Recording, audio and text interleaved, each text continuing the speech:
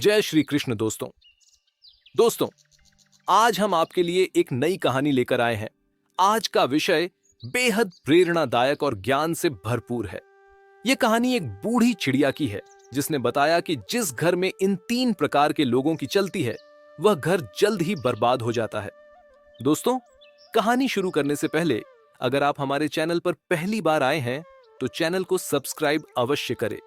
साथ ही bell icon को on करें ताकि हमारे हर नए वीडियो की सूचना सबसे पहले आप तक पहुंचे। अगर आप भगवान श्री कृष्ण के सच्चे भक्त हैं तो कमेंट बॉक्स में लिखिए जय श्री राधे कृष्ण। तो चलिए दोस्तों, बिना समय गवाए शुरू करते हैं आज की यह प्रेरणादायक और प्यारी सी कहानी। दोस्तों, यह कहानी प्राचीन समय की है। किसी नगर में एक सेठ रहता था जो बड़ा ही धनी और प्रभावशाली व्यक्ति था। उसके पास धन दौलत और संसाधनों की कोई कमी नहीं थी। उस सेठ का एक पुत्र था जो बड़ा ही सुंदर था। सेठ और सेठानी के विवाह के बहुत सालों बाद उन्हें संतान की प्राप्ति हुई थी। सेठ और उसकी पत्नी अपने पुत्र से अत्यधिक स्नेह करते थे। इतने लंबे इंतजार के बाद मिले पुत्र के प्रति उनका प्रेम स्वाभाविक रूप से गहरा था। दोस्तों, उस सेठ का हर निर्णय अपने पुत्र की सलाह से ही लिया जाता था, चाहे वह निर्णय छोटा हो या बड़ा। हालांकि सेठ का पुत्र अभी छोटा था और जीवन के अनुभवों से अनजान था, लेकिन अपने पुत्र के प्रति अंधे प्रेम के कारण सेठ और सेठानी उसकी हर बात मानते थे, भले ही वह गलत क्यों ना हो। अगर पुत्र कोई अनुचित कार्य करने को कहता तो सेठ उसे भी करने में संकोच नहीं करता। सेठ यह नहीं देखता था कि मेरा पुत्र अभी छोटा है और इसे इतनी परिपक्वता नहीं है कि वह बड़े निर्णय ले सके। परंतु पुत्र मोह में डूबे सेठ और उसकी पत्नी उसके हर अनुरोध को तुरंत पूरा कर देते थे। जो कुछ भी पुत्र उनसे मांगता, सेठ उसे किसी भी कीमत पर लाकर देता। दोस्तों, उस सेठ के घर के बाहर एक विशाल पेड़ पर कई वर्षों से एक बूढ़ी चिड़िया रहती थी। वह बूढ़ी चिड़िया सेठ के घर के बाहर कई सालों से रहने के कारण वो सेठ के घर को और परिवार को अच्छे से जानती थी। सेठ भी उस बूढ़ी चिड़िया का बहुत ख्याल रखता था। वह उसे रोज दाना पानी देता और उसकी सेवा करता था। सेठ सेठानी का यह व्यवहार देखकर वह बूढ़ी चिड़िया काफी चिंतित रहती थी कि सेठ और सेठानी अपने पुत्र की हर बात को मान लेते हैं। सेठ का पुत्र जिस भी चीज की जिद करता है, सेठ उसे ला कर दे देता है। एक दिन उस बूढ़ी चिड़िया ने सेठ जी से कहा, सेठ जी, आप अपने पुत्र के प्रेम में अंधे हो गए हैं। यह आदत आगे चलकर आपके लिए बहुत बड़ी परेशानी बन सकती है। आपको अपने पुत्र को सही गलत की समझ देनी चाहिए, ना कि उसकी हर बात माननी चाहिए।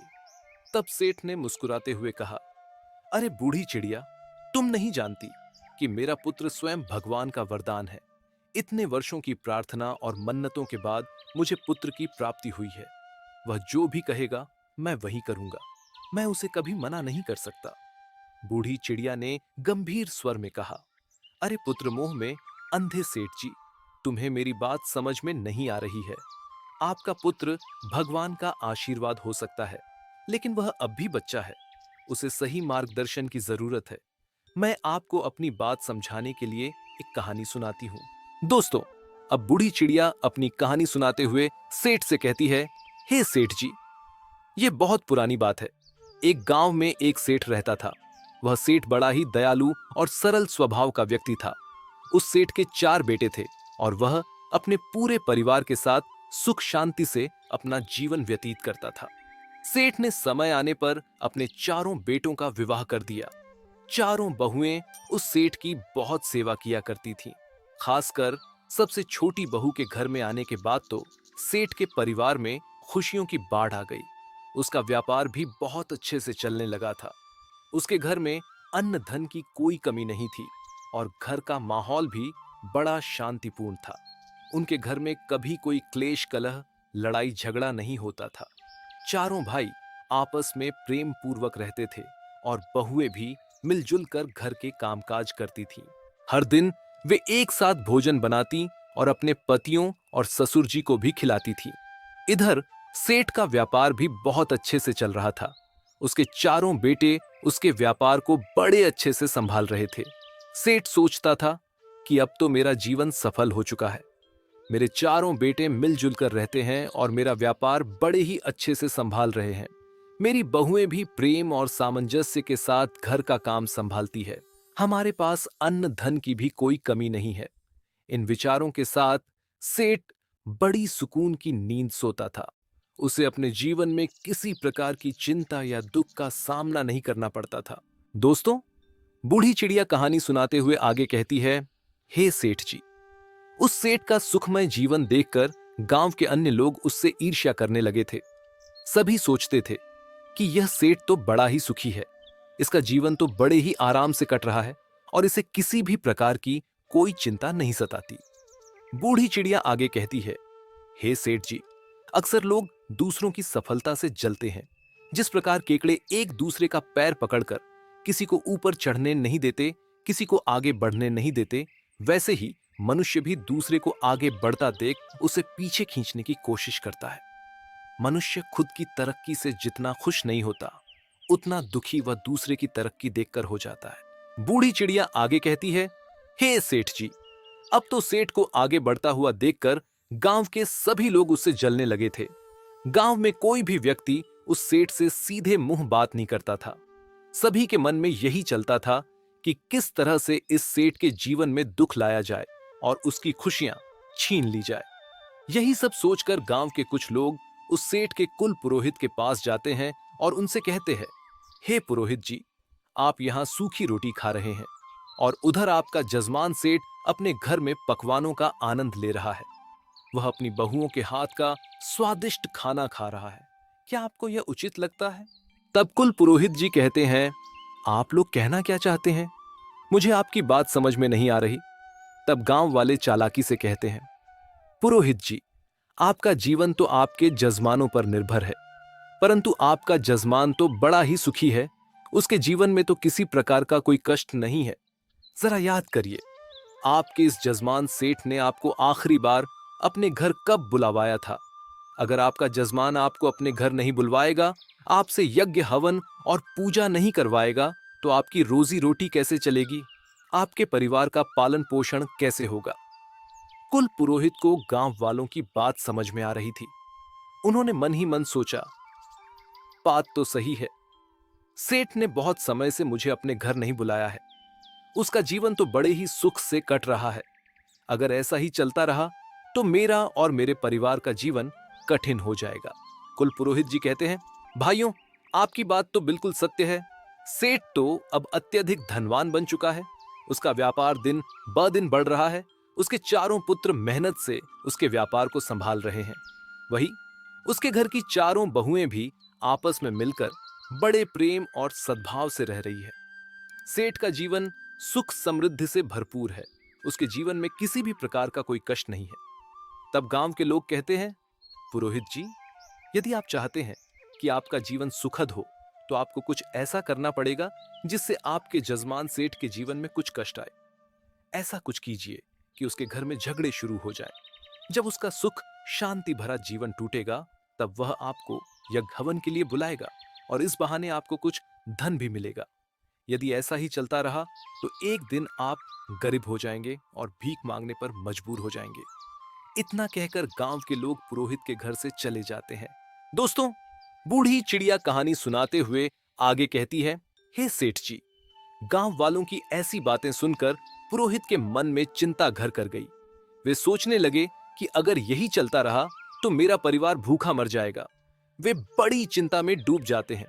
वे सोचने लगते हैं कि मैं सेठ के शांतिपूर्ण जीवन को कैसे बाधित कर सकता हूं। मैं ऐसा क्या कर सकता हूं कि सेठ के घर में लड़ाई झगड़ा होने लगे और उसका व्यापार भी बंद पड़ जाए। तभी वे मुझे हवन पूजा के लिए अपने घर बुलाएंगे। दोस्तों, पुरोहित की यह दुविधा उसे रात भर सोने नहीं देती। वह बार बार यह सोचता कि ऐसा क्या किया जाए जिससे सेठ के घर की शांति भंग हो जाए और वे मुझे यज्ञ हवन करवाने के लिए अपने घर बुलवाए। दोस्तों, अब ऐसा सोचकर कुल पुरोहित अपनी चिंता लेकर एक साधु महात्मा के पास पहुंचता है। वह साधु महात्मा को प्रणाम कर कहता है, हे महात्मा, मेरी मदद कीजिए। मैं एक कुल पुरोहित हूं। मेरे गांव में मेरा एक जजमान जो सेठ है, वह बड़ा ही सुखी और संपन्न जीवन जी रहा है। उसके जीवन में किसी भी प्रकार का कोई कष्ट नहीं है। लेकिन हे महात्मा, जिस प्रकार चोरों का जीवन लापरवाह लोगों पर निर्भर करता है। एक राजा का जीवन झगड़ा करने वालों से चलता है। उसी प्रकार हमारा जीवन जजमानों से चलता है।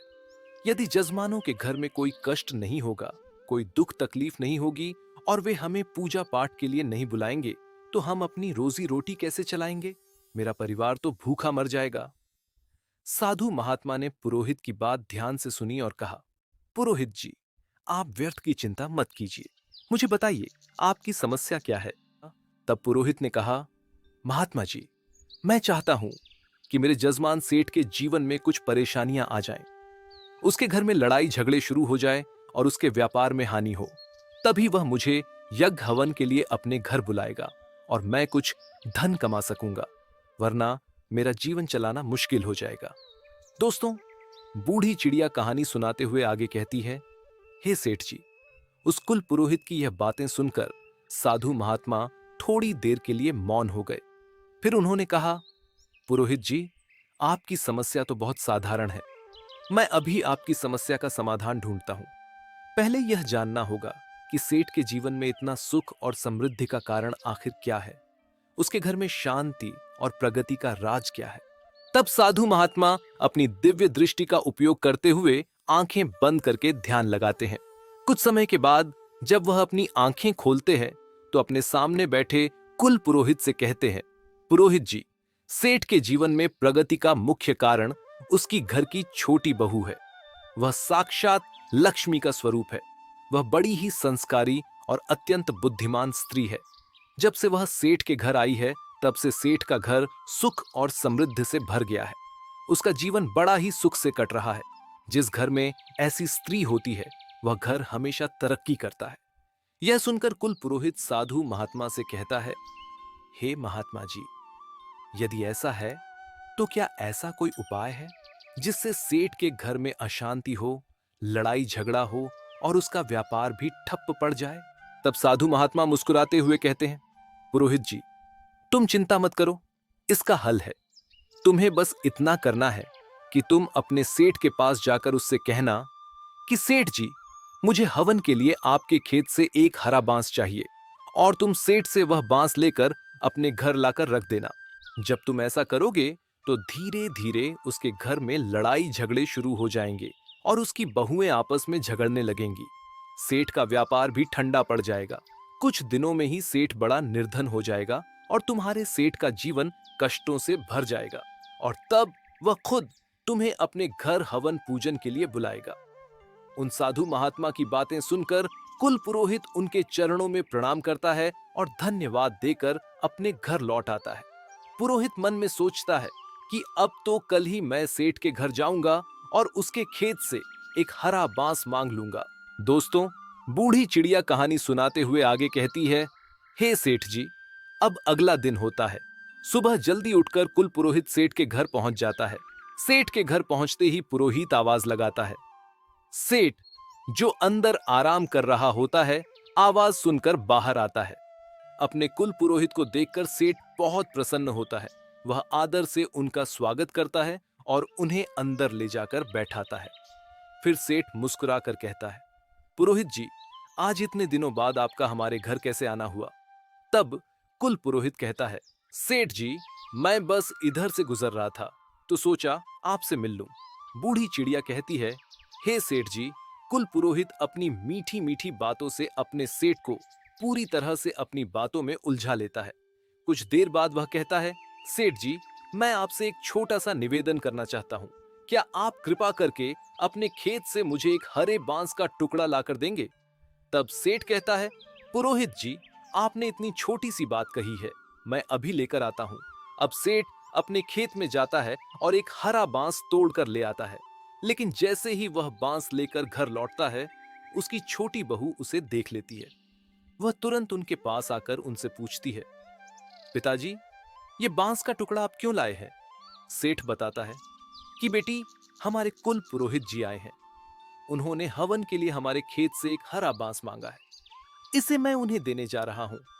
तब छोटी बहू कहती है, पिताजी, आप उन्हें यह बांस का टुकड़ा अवश्य दीजिएगा, लेकिन उससे पहले कुछ देर के लिए यह बांस का टुकड़ा आप मुझे दे दीजिए।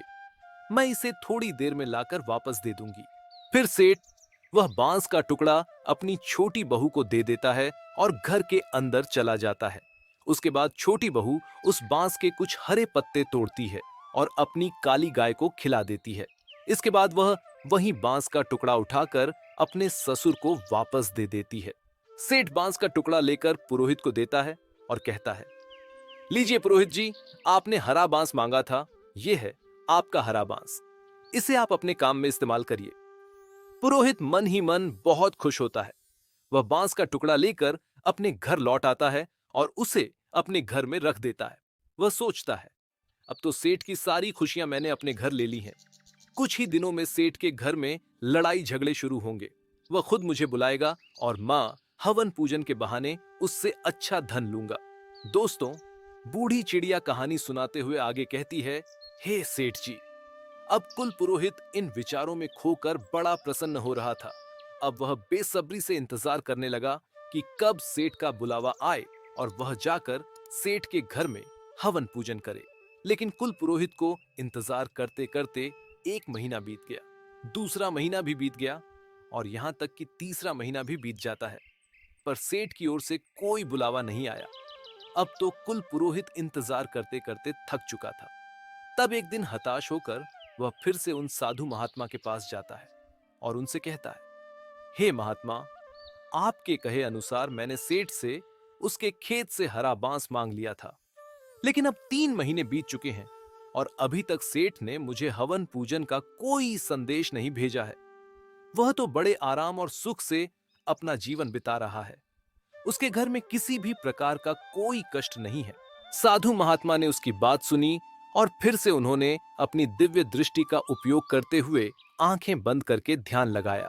थोड़ी देर बाद उन्होंने आंखें खोलकर कहा, पुरोहित जी, मैंने आपको पहले ही कहा था कि सेठ की छोटी बहू बहुत ही चतुर और बुद्धिमान है। दरअसल जब सेठ आपको हरा बांस दे रहा था, उसी समय उसकी छोटी बहू ने उस बांस को लेकर उसके हरे पत्ते तोड़कर अपनी काली गाय को खिला दिए थे। इसी वजह से सेठ की खुशियां और समृद्धि उसके घर में ही रह गई। साधु महात्मा की यह बात सुनकर कुल पुरोहित चिंतित हो गया, लेकिन साधु महात्मा ने उसे सांत्वना देते हुए कहा, पुरोहित जी, आप चिंता मत करिए, मैं आपकी सहायता करूंगा। आपको बस एक और काम करना है। इस बार आपको सेठ के घर जाकर उसकी काली गाय मांगनी होगी। जैसे ही आप उसकी काली गाय अपने घर ले आएंगे, तो कुछ ही दिनों में सेठ के घर में परेशानियां और दुख आना शुरू हो जाएंगे। तब वह आपको खुद हवन पूजन के लिए अपने घर पर बुलाएगा। यह सुनकर कुल पुरोहित एक बार फिर से खुश हो गया। उसने साधु महात्मा का धन्यवाद किया और अपने घर वापस लौट आया। घर पहुंचकर वह सोचने लगा कि अब तो मैं कल सुबह ही सेठ के घर जाऊंगा और उससे उसकी काली गाय मांग लूंगा। फिर मैं देखता हूं कि सेठ कैसे इतना सुखी रहता है। दोस्तों, बूढ़ी चिड़िया कहानी सुनाते हुए आगे कहती है, हे सेठ जी। फिर अगली सुबह होते ही वह कुल पुरोहित जल्दी उठकर स्नान करता है और सीधे सेठ के घर पहुंच जाता है। जैसे ही सेठ दरवाजा खोलता है, वह कुल पुरोहित को देखकर प्रसन्न हो जाता है। वह आदर पूर्वक उन्हें घर के अंदर बुलाता है। फिर सेठ पूछता है, पुरोहित जी, आज इतने सवेरे हमारे घर कैसे आना हुआ? तब कुल पुरोहित दुखी स्वर में कहता है, हे सेठ जी, मैं बहुत परेशानी में हूं। दरअसल मेरे घर पर जो गाय है, उसने दूध देना बंद कर दिया है। मेरे बच्चों को कई दिनों से दूध नहीं मिला है और वे बहुत तकलीफ में हैं। इसीलिए मैं आपसे मदद मांगने आया हूं। हे सेठ जी, अगर आप अपनी काली गाय मुझे दे दें तो आपकी बड़ी ही कृपा होगी। कुल पुरोहित की ये करुणा भरी बातें सुनकर सेठ सोचता है, चलो कोई बात नहीं, ये हमारे कुल पुरोहित है, अगर हम इनकी मदद करेंगे तो यह पुण्य का काम होगा। ऐसा विचार करते हुए सेठ कहता है, पुरोहित जी, आप चिंता ना करें, मैं अपनी काली गाय आपको दे देता हूं। इतना कहकर सेठ अपनी गाय को लाने के लिए अपने घर के आंगन में जाता है और गाय को पुरोहित जी को देने के लिए आगे बढ़ता है। लेकिन तभी सेठ की छोटी बहू वहां आ जाती है और सेठ को रोक लेती है। वह अपने ससुर से कहती है, पिताजी, आप गाय को कहां ले जा रहे हैं? तब सेठ बताता है, बेटी, हमारे कुल पुरोहित जी आए हैं। उनकी गाय ने दूध देना बंद कर दिया है और कई दिनों से उनके बच्चों ने दूध नहीं पिया है, इसलिए मैं अपनी काली गाय उन्हें देने जा रहा हूं। यह सुनकर छोटी बहू कहती है, पिताजी, आप इस गाय को पुरोहित जी को अवश्य दे दीजिएगा, लेकिन जरा रुकिए, मैं अभी आती हूं। दोस्तों, बूढ़ी चिड़िया आगे कहती है, हे सेठ जी। तब सेठ की छोटी बहू तुरंत घर के अंदर जाती है और एक सफेद रंग की चादर लेकर बाहर आती है। वह उस चादर से काली गाय के आंसू पोंछती है और फिर उस चादर को घर के अंदर रख देती है। इसके बाद वह अपने ससुर से कहती है, पिताजी, अब आप इस गाय को पुरोहित जी को दे दीजिए। उसके बाद सेठ काली गाय को लेकर कुल पुरोहित के पास जाता है और कहता है, लीजिए पुरोहित जी, यह रही हमारी काली गाय। इसे आप ले जाइए और अपने बच्चों को दूध पिलाइए। सेठ की काली गाय को देखकर कुल पुरोहित बहुत खुश हो जाता है। वह तुरंत उस गाय को लेकर अपने घर वापस लौटता है। घर पहुंचकर वह काली गाय को बांध देता है और सोचता है, अब सेठ का सुख चैन जल्द ही खत्म हो जाएगा। बहुत जल्दी वह मुझे हवन पूजन के लिए अपने घर बुलाएगा। अब वह कुल पुरोहित बेसब्री से सेठ के बुलावे का इंतजार करने लगा। लेकिन इंतजार करते करते बहुत समय बीतता गया और फिर से 3 महीने गुजर गए। सेठ की ओर से कोई संदेश न आने पर कुल पुरोहित एक बार फिर से उन साधु महात्मा के पास जाते हैं और उनसे कहते हैं, हे साधु महात्मा, मैंने आपके कहे अनुसार सेठ के घर से काली गाय भी ले आई थी, लेकिन उसके बाद भी सेठ ने मुझे हवन पूजन के लिए अपने घर नहीं बुलाया। सेठ का जीवन अभी भी सुख और शांति से कट रहा है और उसके घर में कोई भी दुख दर्द नहीं है। साधु महात्मा ने उसकी बात सुनी और फिर से उन्होंने अपनी दिव्य दृष्टि का उपयोग करते हुए आंखें बंद करके ध्यान लगाया।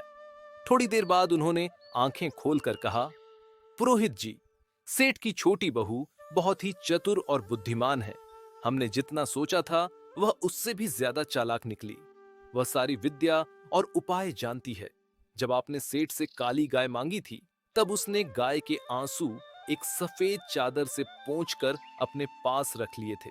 यही कारण है कि सुख समृद्धि अभी भी सेठ के घर में ही है। साधु महात्मा की यह बात सुनकर कुल पुरोहित बड़ा ही चिंतित हो जाता है। वह सोचने लगा कि जब तक छोटी बहू सेठ के घर में है, तब तक उसका जीवन सुखमय ही रहेगा। उसने साधु महात्मा से पूछा, हे महात्मा, अब मुझे क्या करना चाहिए? साधु महात्मा ने मुस्कुराते हुए कहा, पुरोहित जी, आप चिंता मत करिए, मैं आपकी सहायता करूंगा। आपको बस यह काम करना है कि अब आपको सेठ के घर जाकर किसी भी तरीके से वह सफेद चादर मांगनी होगी। अगर आप वह चादर अपने घर ले आएंगे तो सेठ के घर की खुशियां खत्म हो जाएंगी। उसके घर में क्लेश कलह, लड़ाई झगड़े, दुख आने लगेंगे। तब वह आपको हवन पूजन के लिए अपने घर पर बुलाएगा। साधु महात्मा की यह बात सुनकर कुल पुरोहित एक बार फिर से खुश हो गया। उसने साधु महात्मा का धन्यवाद किया और अपने घर वापस लौट आया। घर पहुंचकर उसने निश्चय किया कि अब तो मैं कल सुबह होते ही एक बार फिर से सेठ के घर जाऊंगा और किसी तरह से वह सफेद चादर मांगकर ले आऊंगा। दोस्तों, बूढ़ी चिड़िया कहानी सुनाते हुए आगे कहती है, हे सेठ जी, अगली सुबह कुल पुरोहित जल्दी उठकर प्रसन्न मन से सेठ के घर की ओर चल पड़ा। वह मन ही मन सोच रहा था कि आज तो सेठ से उसकी सफेद चादर लेकर उसका जीवन दुखों से भर दूंगा। कुल पुरोहित सेठ के घर पहुंचता है और उनसे कहता है, सेठ जी, मेरी पत्नी हर दिन मंदिर में कीर्तन करने जाती है, लेकिन वहां बैठने के लिए उसके पास कोई अच्छी चादर नहीं है। वह फर्श पर ही बैठती है और यह देखकर मुझे अच्छा नहीं लगता। यदि आपको कोई आपत्ति ना हो तो क्या आप मुझे आज एक अच्छी सी सफेद चादर दे सकते हैं, ताकि मेरी पत्नी मंदिर में वह चादर बिछाकर कीर्तन कर सके। कुल पुरोहित की यह बातें सुनकर सेठ ने कहा, हे पुरोहित जी, आप चिंता ना करें, हमारे घर में एक बहुत अच्छी सफेद चादर रखी है। रुकिए, मैं अभी अपनी बहू से कहता हूं कि वह सफेद चादर आपको लाकर दे। तब सेठ ने अपनी छोटी बहू को बुलाकर कहा, बेटी, हमारे घर में जो सफेद चादर है वो लाकर पुरोहित जी को दे दो। अपने ससुर की बात सुनकर छोटी बहू घर के अंदर जाती है और वह उसी सफेद चादर को निकालती है जिससे उसने उस काली गाय के आंसू पोंछे थे। लेकिन वह चादर लाने से पहले वह उसका एक धागा निकालकर अपने मुंह में डाल लेती है और उसे खा लेती है। इसके बाद छोटी बहू वह चादर लेकर बाहर आती है और मुस्कुराते हुए पुरोहित जी को वह सफेद चादर दे देती है। सेठ के घर की वह सफेद चादर पाकर वह कुल पुरोहित बहुत ही खुश हो जाता है। वह तुरंत उस सफेद चादर को लेकर अपने घर वापस लौटता है। घर पहुंचकर वह सोचता है, अब तो सेठ जल्द ही मुझे अपने घर पर बुलाएगा। दोस्तों, बूढ़ी चिड़िया कहानी सुनाते हुए आगे कहती है, हे सेठ जी। अब वह कुल पुरोहित कई महीनों तक सेठ के बुलावे का इंतजार करता रहा। एक महीना बीत गया, फिर दूसरा और तीसरा भी निकल गया, लेकिन सेठ ने उसे नहीं बुलाया। अब इंतजार करते करते पुरोहित थक गया और एक बार वह फिर से उन साधु महात्मा के पास जाता है। तब साधु महात्मा ने पुरोहित को देखकर कहा, आओ पुरोहित जी, बताओ कैसे हो। तब पुरोहित ने कहा, हे महात्मा, आपने जो कहा था मैंने वो सब कुछ किया। सेठ से काली गाय भी मांगी और सफेद चादर भी ले आया। फिर भी सेठ का जीवन बड़े आराम से गुजर रहा है।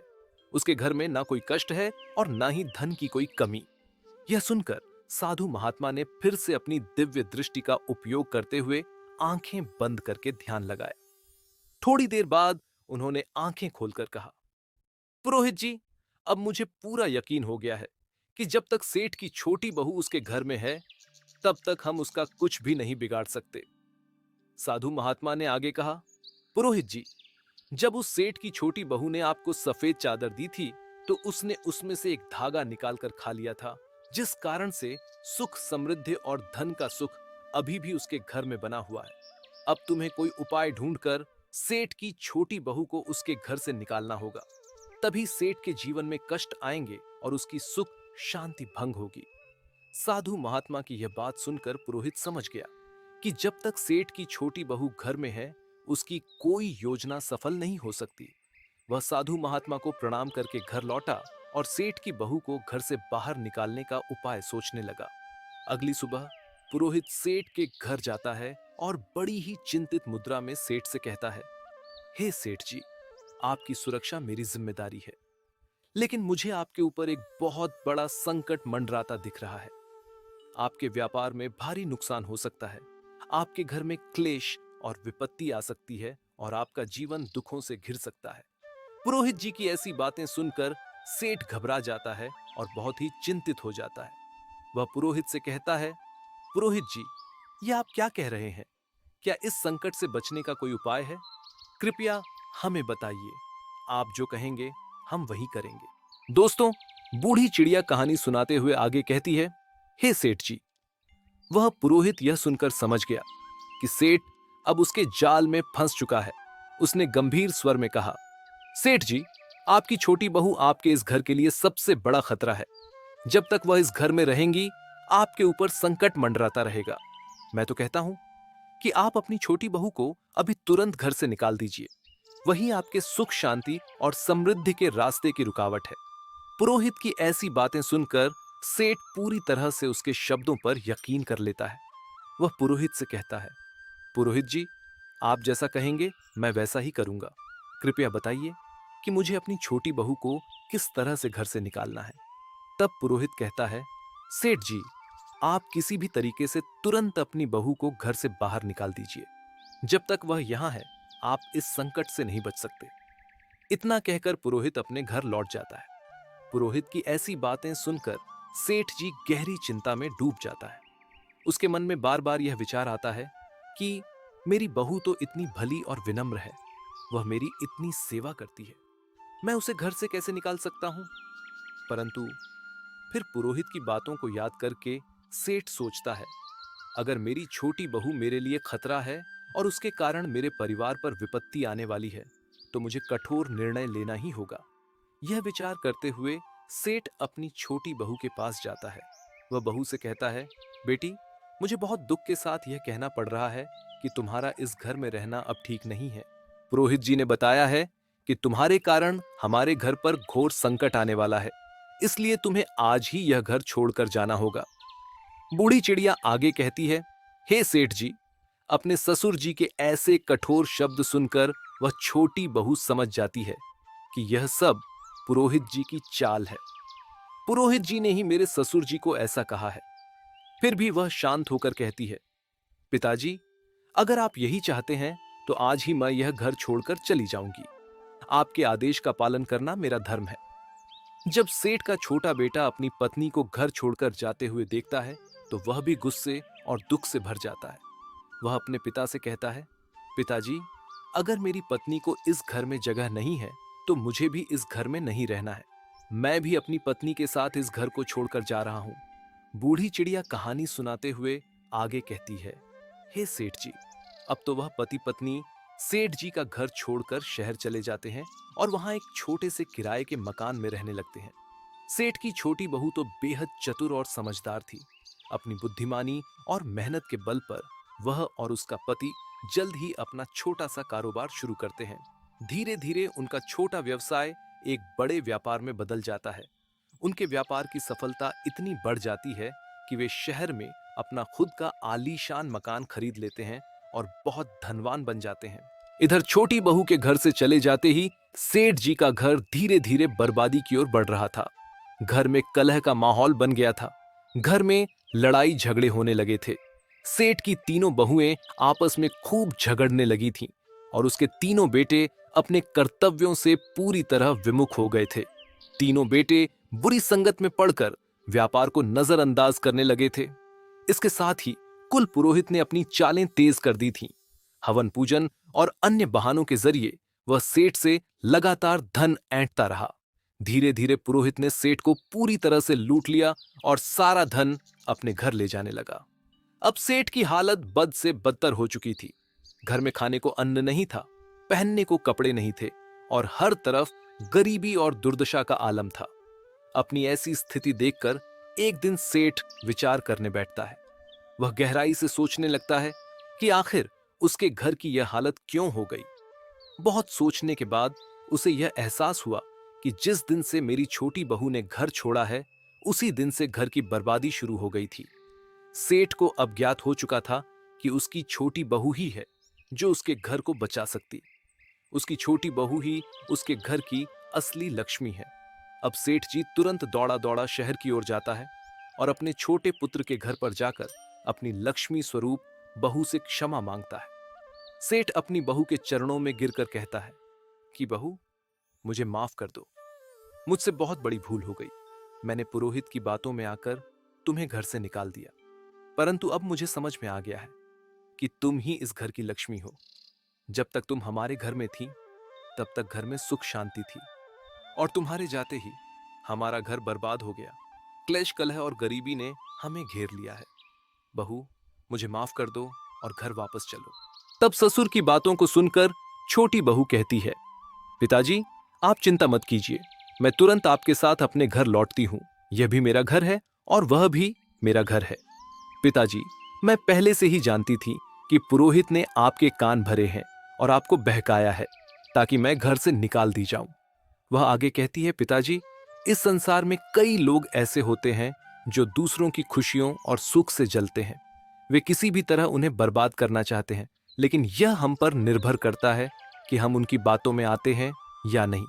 अगर हम गलत लोगों की बातों में आकर अपने ही घर को तोड़ेंगे और अपने ही परिवार वालों को घर से निकाल देंगे तो घर का नाश होना तय है। दोस्तों, बूढ़ी चिड़िया आगे कहती है, हे सेठ जी, छोटी बहू की इन सच्ची और बुद्धिमान बातों को सुनकर सेठ जी को अपनी गलती का एहसास होता है। वह तुरंत अपनी छोटी बहू और बेटे को साथ लेकर घर लौट आता है। छोटी बहू के घर आने के बाद कुछ ही दिनों में घर की सुख शांति लौट आती है। सेठ जी का व्यापार फिर से गति पकड़ लेता है। धन धान्य से घर भरने लगता है और परिवार के सभी सदस्य आपस में प्रेम पूर्वक रहने लगते हैं। एक दिन छोटी बहू अपने ससुर के पास आकर कहती है, पिताजी, मैं आपसे एक महत्वपूर्ण बात कहना चाहती हूँ। कृपया ध्यानपूर्वक सुनिएगा। जिस घर में इन 3 लोगों की चलती है वह घर जल्द ही बर्बाद हो जाता है। उन घरों का सत्यानाश हो जाता है।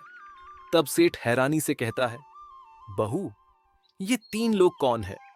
तब छोटी बहू बताती है, पिताजी, ध्यान से सुनिएगा। पहला है बिगड़ा हुआ पुत्र। जिस घर में बिगड़ा हुआ पुत्र होता है या पुत्र बुरी संगत में पड़ जाता है और माता पिता उसकी बातों में आकर उसके अनुसार निर्णय लेते हैं, उसकी हर बात मान लेते हैं, तो उस घर का सत्यानाश हो जाता है। वह घर बिकने की परिस्थिति में आ जाता है और उस घर के लोग कष्ट में अपना जीवन व्यतीत करते हैं। नंबर 2, जिद्दी और लालची स्त्री। पिताजी, जिस घर में कोई स्त्री जिद्दी और लालची हो और उसकी बातों को परिवार में महत्व दिया जाए तो उस घर का नाश तय है। स्त्री चाहे तो घर स्वर्ग बना सकती है और चाहे तो घर नरक भी बना सकती है। अगर घर में ऐसी स्त्री की हर बात मानी जाए तो उस घर में धन टिक नहीं सकता और वह घर कंगाल भी हो सकता है। तीसरा है घर का मुखिया। पिताजी, जिस घर का मुखिया दूसरों की बातों में आकर अपने घर के निर्णय लेता है, वह घर भी जल्द बर्बाद हो जाता है।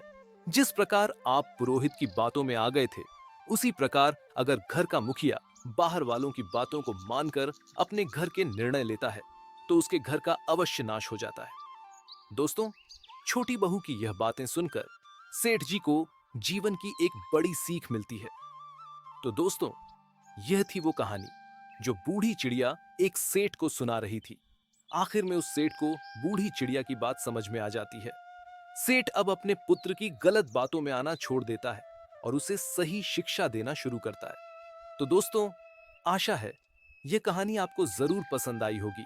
अगर यह वीडियो आपको अच्छी लगी हो तो वीडियो को लाइक और चैनल को सब्सक्राइब अवश्य करें। इस वीडियो को अपने दोस्तों के साथ भी शेयर करें।